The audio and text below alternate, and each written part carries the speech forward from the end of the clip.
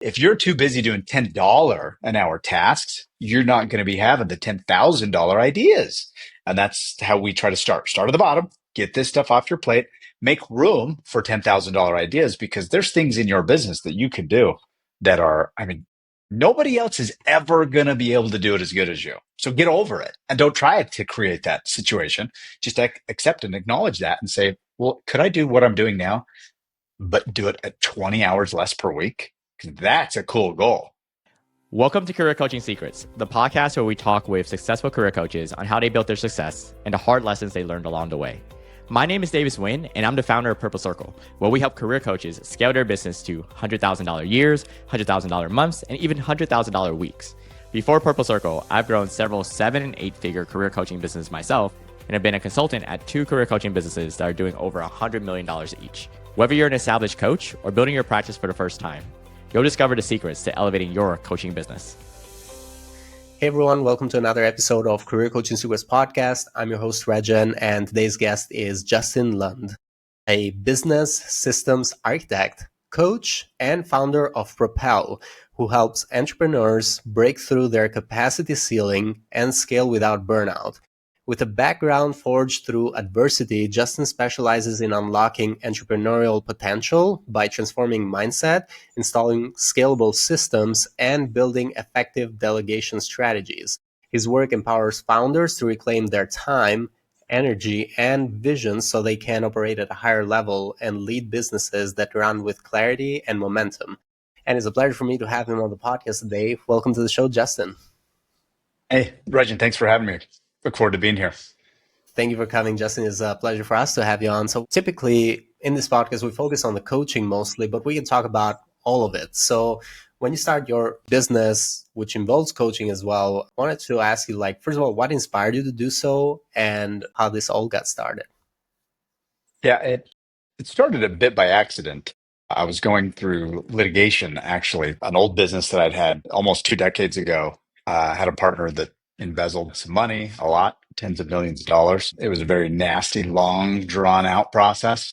And I was always the guy that wasn't good with numbers and didn't really, kind of had a head in the sand sort of mentality when it came to some of the admin side of business. I loved doing what I did and creating and being a part of solving problems, but those things were just like, well, that had a really high price tag for me. So not only did I lose all those gains through that process, I had to spend 4.5 years fighting just to try to clear my name and to show that it wasn't me filing tax returns and things that were all fake and weren't even real. Mm-hmm. In the midst of that whole nasty process, a friend of mine called and said, "Don't you have guys that could do like payroll and stuff?" I said, I guess technically. And she asked if I would run payroll for her because she was going to hire a couple of people and wanted to form a new business. And I said, yeah, okay. That's no big deal. We did that for her. And within a few months, she had 5 or 6 of her friends also call. And by the end of the year, we had 50 clients. We were doing payroll, we were doing bookkeeping, we were doing entity setup and structuring. And my part of that, while I did get better at doing the numbers and getting involved with some of the issues that created all the problems I was trying to solve, my role personally was to work with those founders and those entrepreneurs to get them knowing and thinking about some of the things that could fast track some of their results. So consulting and coaching essentially. And so it was great. It was a fun thing to do in that first year that kind of built up by accident. Mm-hmm. I've been working lately at separating some of the bookkeeping and admin from the coaching because that's really, I like the coaching and consulting. So what got me started is to go through so many painful experiences as I did and to pay such a high price of tuition to then try to take a younger or just maybe less experienced entrepreneur and help them avoid some of those pitfalls or get a faster result really just gives me a lot of enthusiasm and lights me up. Interesting. So you kind of fell into it. This is very interesting. And so if you were to break down right now, how does it look like? What percentage of it is bookkeeping and payroll, and what percentage of it is coaching, and what of it is consulting? I don't know the numbers off the top of my head I know what I do personally. And like I said, just last year, we've separated a lot of the accounting team from the core of Propel. So Propel's focus now is all consulting and coaching with 2 or 3 clients that just wanted to stay with us. But so it's the needle is moving Hmm. dramatically to the coaching and consulting side. Cool. And so how does that look like? So first of all, dialing into what that ideal client profile is. So how would you describe that? Is there a certain typical industry demographic of these founders, these entrepreneurs? How would you Yep. describe that if they're listening? Yeah, absolutely. It tends to tie to revenue. Industry, less specific. We have clients that run HVAC companies, that are plumbers. We have clients that run software development firms, marketing agencies. Service based tends to be the best fit. That's where I have the most experience and more just natural ability to help overcome some of these capacity ceilings that people run into. But revenue is the other general factor that we see. And it's a kind of a wide range of revenue, but I'd say it's 250 to about $3 million. Hmm. Usually over 3 million people have kind of passed certain obstacles and thresholds before 250, 300,000. Usually they haven't reached that point where they're experiencing some of that frustration and sometimes feeling of being stuck or burned out that comes once they kind of start bouncing through this, what I call a capacity ceiling, where they kind of hit their head and then stub their toe, then hit their head and then stub their toe, kind of go through those ups and downs. Cool. So revenue, and how is it like working with you? Are there certain programs that people choose to do, just like explaining it for them? Is it just one-on-one coaching when it comes to coaching? How is the consulting included into that?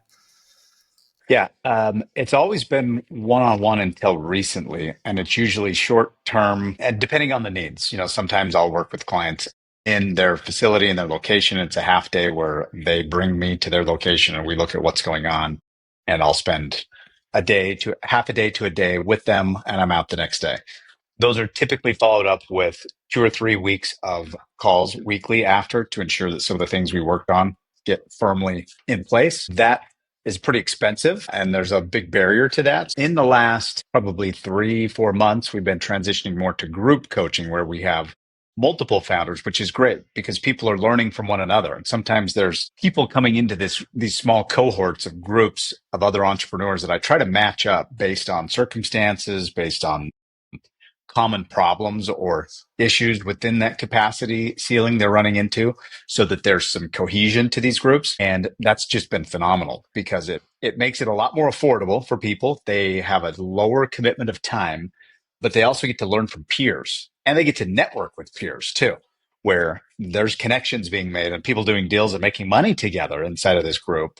That is just kind of some of the byproduct, I guess I didn't anticipate initially, but a fantastic just blend of being able to, again, to make it more affordable, chunk down the amount of time to where we can get into a 45 to 60-minute call weekly and go through several things with different founders where one man's question answers a woman's, that issue answers another thing, and just gets people, just the dynamic of group discussion creates some pretty cool opportunities that way. So this is a new thing. So there's still the one-on-one as an option, but most of them could also choose the group coaching, which is like there's two Yeah, offers basically. yeah, there is. And like I said, it's a little prohibitive with costs for a lot of clients. And the other prohibitive thing is my calendar. So the ability to spend too much one-on-one time is restricted to where I can't bring on more than a couple of people a month for that one-on-one sort of level. And how long is the engagement typically? Like with Usually you? with the group, yeah, 6 to 12 months is what is the typical group setting. Cool. Great. And so just for the other coaches who are listening and goes to that research that I mentioned, where do you find your clients? Is there a certain marketing channel that works very well for you? Well, it's been mostly referrals and word of mouth up to this point, and that's why the separation in the last few months from our accounting and bookkeeping side, we've had those two blended together. And by taking them apart and separate, we still have the bookkeeping that I essentially sold that business off to some of our employees that have been with us the longest, and they're still running it, and all is well there. And we send people to them that need that service. So we're focused more on acquisitions within just the coaching world. So just in the last few months, we've been ramping up content a lot. So we're doing a lot of reels, we're doing a lot of long form, short form, middle form, like I guess every kind of form you can think of to try to come up with getting this message out there that there's options and opportunity. And, we like to share the experiences that we have with a lot of people run into these entrepreneurs solve problems. And that's great. I think they're some of the brightest, sharpest among society. But sometimes there's some problems that come with that because they'll take maybe not the best hire, or maybe it's a lawyer. They talk to one lawyer and they try to solve the problem thinking, okay, I think that lawyer's going to work for me. When they're just, they need to understand a little bit about themselves that just because you kind of are built and designed to solve problems doesn't mean you should hire a professional and try to solve that problem. They're here to help you grow your business or solve a particular problem within your business. So there's a different way to approach that than you do everything else in life. So And back to the content, sorry, the content and the acquisition, it's getting some of those messages and things out there. And I guess the short answer to your question is we're trying to do more organically, just to get people to lean in to hear what we're about so that we're not doing a lot of paid acquisitions or anything at this time and just working on that message process. I've Mhm. been a very private person for 2 decades. So this getting behind a camera and being a little bit more vocal and like having that kind of exposure was a big learning curve for me. So I'm finally starting to feel a little bit more comfortable with it. And that's our main focus right now for acquisitions. Nice, nice. And so when it comes to the organic content, are you focused on like a specific channel? Like, is it LinkedIn? Is it some social media platform? I say our primary focus is probably Instagram right now, but we also post on LinkedIn, we post on TikTok, and it's mostly the same content. And just in the last probably 2, 3 weeks, we've been trying to make more of a focus on YouTube, where we're taking some of our frameworks and ideas to show what it is and how people can do some of this kind of DIY, do it yourself, sort of take some of these playbooks or some of these concepts and bring them into your business. Just watch this, 30, 45-minute video. So that's been kind of a newer push. So I'd say Instagram, YouTube, and then the others is just kind of a reposting with less Mhm. focus on it, but we're kind of putting up that same content throughout those other places too. Interesting. And so the positioning is kind of like for the DUI is kind of like showing how you can actually do it yourself. But then if you didn't have the capacity, then we could also come and step in, right? Yeah, yeah. And that's, definitely there's some things, I mean, there's not rocket science. A lot of these systems and a lot of people just have blocking beliefs and limiting mindsets that prevent them from taking action. I can work with somebody that is at $2 or $3 million a year and just see very quickly how to get 5 to 7 to 10, 15 even hours back in their week. And that's a game changer when somebody who's the founder, who's just feeling burnt and stretched, if they can get 10, 15 hours a week back in their calendar, that's Hmm. huge. So a lot of that is just you work with an assistant, have a process, how do you delegate in a way and inspect what you expect so that you're actually getting results, not just bringing another person in on payroll. So yeah, you could take my EA playbook. You could take the daily sync meeting review. You could take the 30, 60, 90-day expectation guidelines and deploy that yourself. Or yeah, you could lean in a little bit more and you can work with me and we can touch base on that once a week and go into what and how to deploy it and how to think about some of these changes you're trying to bring into your business. Interesting. I really like that you are always like coming up with value first, and then basically that because it works very well for marketing, especially organic marketing, approaching with value first, Mm-hmm. showing how it's done, and then we could also step in. So, wanted to ask, like, looking into the future, do you have any specific goals that you're working towards with Propel right now, or is there how are you thinking about it for the next, let's say, 1 to 3 years? Yeah, I think it's continuing to grow the cohort model and get maybe even further and further, not necessarily further away, but just not reliant upon bigger one-on-one clients where, it requires flying across the country or, all of that kind of stuff. So that's probably our main focus. And also just to get maybe a method of getting there is to get on more stages, to be more visible, to share more of the message, to share more of our playbooks and systems that you can take on a DIY basis and just plug it into your business. Like anything that we have, I'm happy to give away for free. There's nothing behind any paywall. It's if we Mhm. have it, you can have it.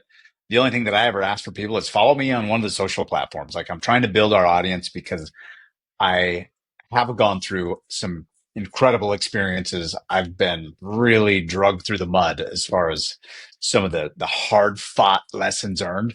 So I don't want anybody else to have to deal with some of those same lessons. Like anything that I can do to help fast track that is just that's kind of my calling and purpose in life. I feel at this point, I've been super blessed and I'm very grateful for all the abundance that I've been able to experience, but it's come with a cost of, really getting my ass kicked. If I could help other entrepreneurs who have that spark. And like I said, Regin, I think entrepreneurs are special because we wake up in the morning and we see something that's broken or we see an opportunity. And that's just not the way everybody is wired. Hmm. There's most people, and I don't know most, but there's a whole nother subset of people that is just like, I got to go and punch a clock and I'm going to do this thing. And at 5 o'clock, I'm done. Hmm. I'm out. And entrepreneurs they're committed. They're tied to solving problems. And I feel, as one myself, I just have that kinship, the desire to say, I've been right where you are 20 years ago. And Hmm. here's where I screwed up. Don't do that. Go this way, get this straight, and you'll save yourself like 2 years. So, and I've heard this quote, always write a check for speed. And that's something, time is the one thing that the great equalizer that you can't get back, but you can get back money. You can earn, you can gain a lot of other things and experiences, but time you can't. So if you can shortcut your process and avoid some of the pitfalls of just learning through trial and error, learn from somebody who's been there and done that. So that's what I want to try to help people do.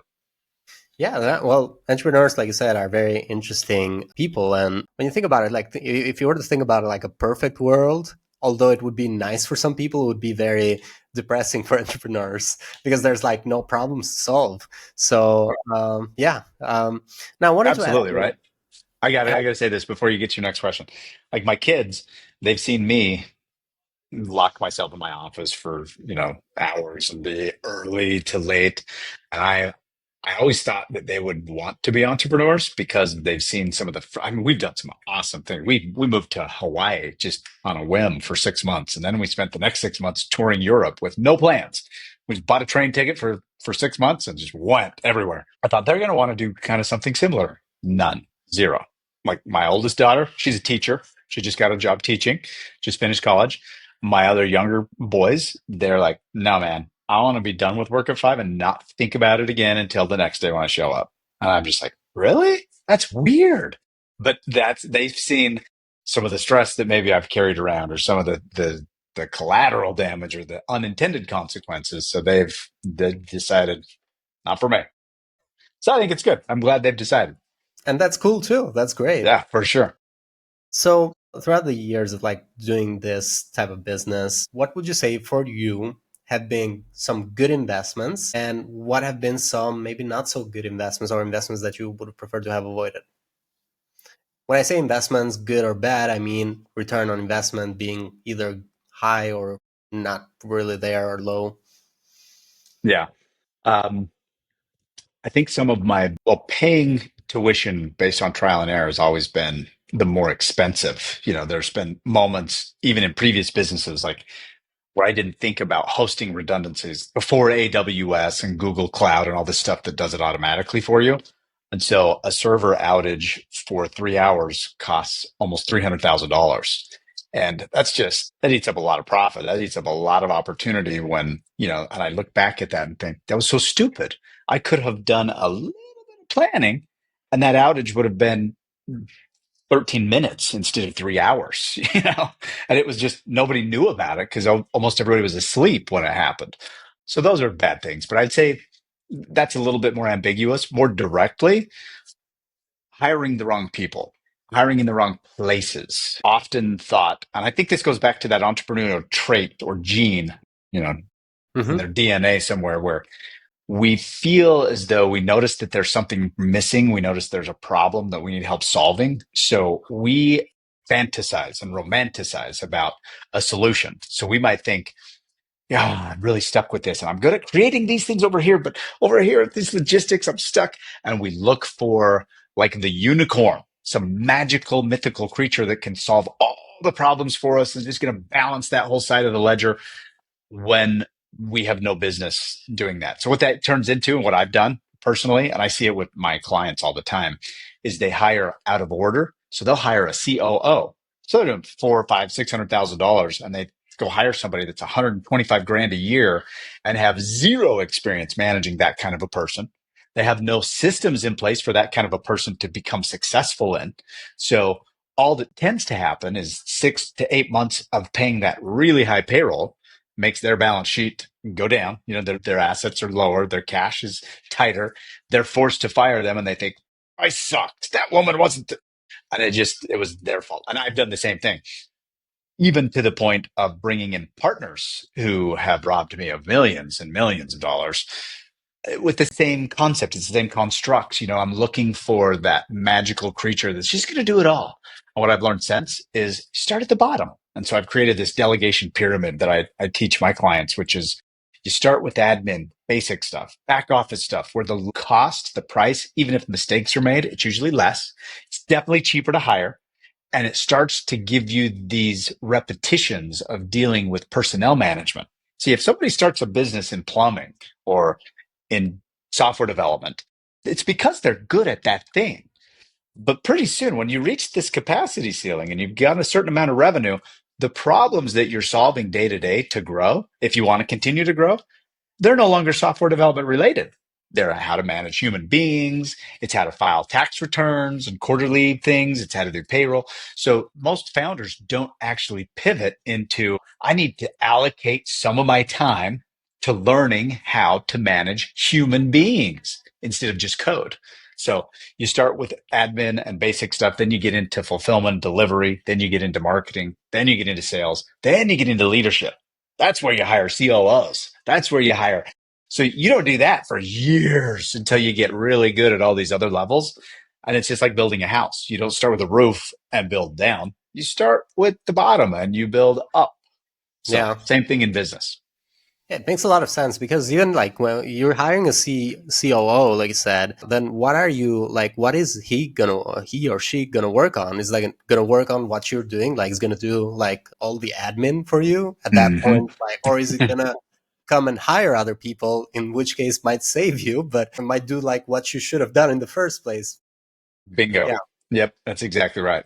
So you're just wasting money and you're really handcuffing that person to do an effective job. They may be a great COO, Hmm. but as a business that's at three or four, $500,000 with no other employees or one or two other employees, the COO is out of that. You're out of your depth. That's not what's supposed to happen right there. You probably just need a really good personal assistant. You might even just need like a house manager, somebody to take care of your dry cleaning and stuff and give you a little bit of peace of mind. One of my clients once we put in like a personal care plan because as we started to give her more and more time, we noticed because we were doing her books at the time also, we noticed that her spending went up and up and up and up. So more time equals more expenses. She started to feel the pinch of that. And what she didn't know what to do is how to deploy the time she was getting back into something productive. So we scheduled, literally put on her schedule a massage once a month and a pedicure twice a month. And with that, she had some self care moments where she could just stop, hit do not disturb on her phone, sit back and relax.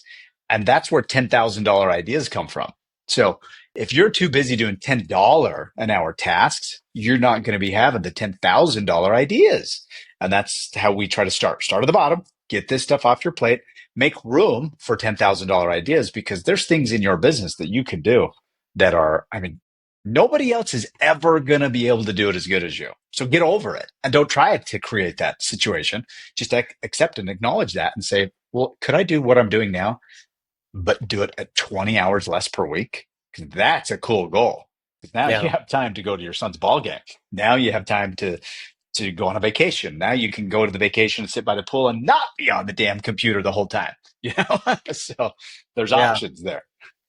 So what about yourself, like in your business, in your coaching and consulting, what sort of challenges are you facing right now that you're trying to solve for, like considering your goal, what you want to do, like grow your audience, start to Mhm. grow it even more, and then eventually scale your cohorts and your group coaching. Where are you finding that challenge that you're trying to solve? The two biggest challenge I think I'm dealing with and our team is dealing with right now is how to synthesize our message because we haven't tried to do anything online. So we've never it was tough to get the message kind of condensed into a succinct something straightforward. So that has taken some reps, and we've got coaches ourselves to do that, to help us learn and to kind of scrutinize and help us to synthesize and kind of get more concise. Additionally, it's putting some of our frameworks down on paper and making, so that's like part of the YouTube initiative, is taking some of our ideas that I could do with you one-on-one very easily with no notes, without any preparation, just kind of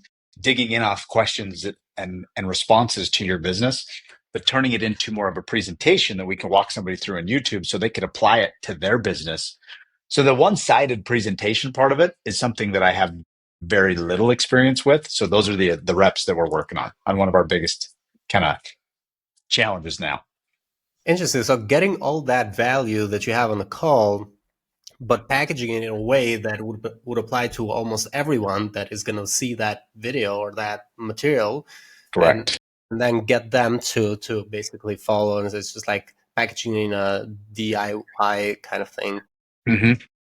Interesting. And so right now, thinking about like also the other coaches who are listening and want to scale just like you do, what advice would you give to these coaches who are looking to scale their impact? From your perspective, and it will be like an advice you give to yourself, so you don't have to think about who is receiving the advice, but just like you.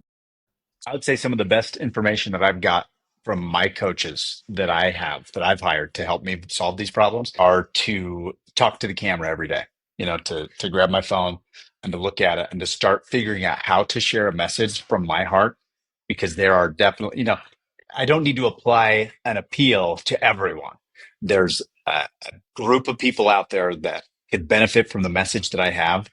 And one of my coaches says this: who did you need in your life in your darkest hour? Like, what kind of a person? Be that person now that you have that experience.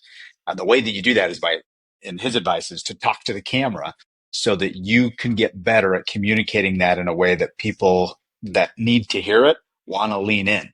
And so I think that's really good advice that I'm trying to follow, that I'm taking for myself, and that I think anybody else out there. Don't try to appeal to everyone. Try to share your message. And I think part 2 is to become the best version of yourself. Hold yourself accountable, hold yourself to a higher standard, which is something else that I try to be more physically fit, more physically active, more. What are the areas that I've tried to shove to the side, and where can I bring a higher standard for myself? Because if I can show up and trust myself more, that just is going to be easier to share, right? And be maybe more magnetic in that sense. Thank you so much, Justin. Thank you for coming to our podcast. It was lovely to have you on the show. For anyone who wants to connect with you or find you after this, they can go into LinkedIn, Justin Lund. They'll be able to find your profile. They can go into propelyour.com, which is the website, if I'm not mistaken. Yes, Cool. that's correct. And Instagram, I think our handles are pretty much the same across all the platforms. It's Justin Lund. And yeah, love to connect. Cool. Thank you. And we'll put the website also in the description. But thank you so much, Justin. This was lovely. Yeah, thank you. It's great. That's it for this episode of Career Coaching Secrets. If you enjoyed this conversation, you can subscribe on YouTube, Spotify, Apple Podcasts, or wherever you're listening to this episode to catch future episodes. This podcast was brought to you by Purple Circle, where we help career coaches scale their business to $100,000 years, $100,000 months, or even $100,000 weeks, all without burning out and making sure that you're making the impact and having the life that you want. To learn more about our community and how we can help you, visit joinpurplecircle.com.